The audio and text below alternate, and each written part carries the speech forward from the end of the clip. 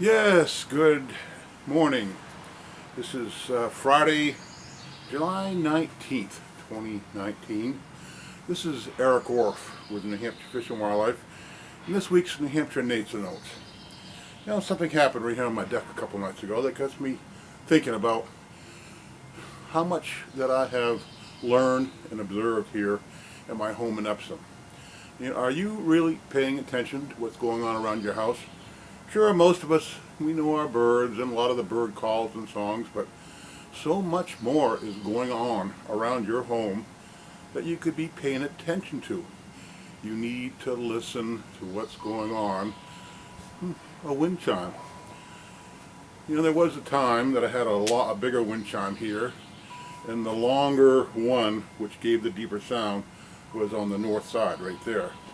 And I could actually lay in bed at night, and if the wind came up, I could tell whether it was going to warm up and rain or not, because the pendulum would hit the longer gong with a deeper sound, so I know the wind had switched to the south, which warms me up here and often brings rain. So it's not just the wind chimes that I've been listening to here, but a good example is the other night as I was out here on the deck and it was getting late, and I have a cat that's in and out. I pay attention to him, and he comes better than most people's dogs when I call. I was telling a friend, 3 out of 5 times people come when I call, or maybe more. And if I clank his cat food can, he comes 8 out of 10 times. So pretty much my cat comes when I call, and I haven't been much of the time, but he's in and out.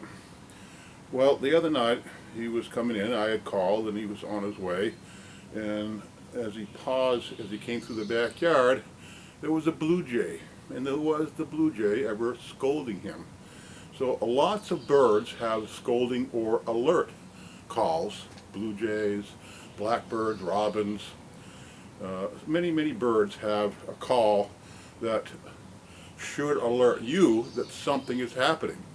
And indeed, when the cat came up here onto the deck, he knew that he was being scolded because he turned around, sat down, or stood there and with his ears cocked and kind of looked at where the blue jay was. So he knew he was being scolded and kind of driven inside by the blue jay. So, the woods around your house, the habitat is talking to you constantly.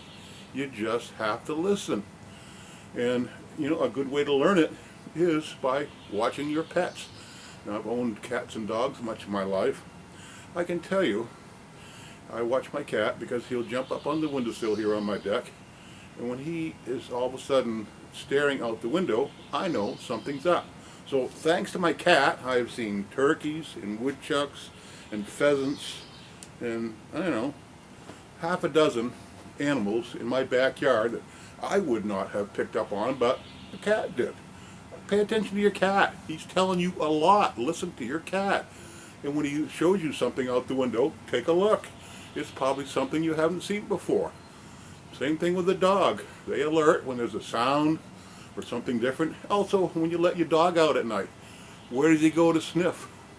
He's telling you something. Something was there. My dog showed me coyote scat and I think bear scat. Dogs have a way of teaching us what's around our house. You just have to listen and pay attention.